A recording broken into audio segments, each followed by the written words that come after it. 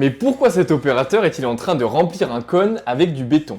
Il utilise simplement ce qu'on appelle le cône d'Abrams, un outil permettant de vérifier la consistance d'un béton grâce à un essai appelé slump test ou essai d'affaissement en français.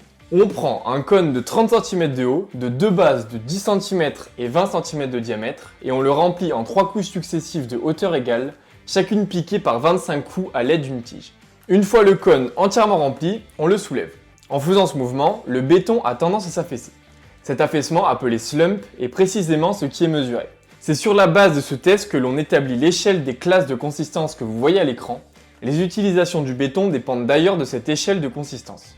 Comme on peut l'imaginer, plus l'affaissement est important, plus le béton est fluide, et donc plus facile à mettre en œuvre. Ajouter davantage d'eau dans le mélange augmente certainement la fluidité, mais cela modifie aussi le rapport au ciment, entraînant une diminution exponentielle de la résistance du béton. C'est pourquoi on peut utiliser des adjuvants superplastifiants qui permettent d'obtenir la même fluidité sans altérer ce rapport et donc sans compromettre la résistance finale du béton. Et je vous dirais qu'après tout, ça aussi, c'est de l'ingénierie.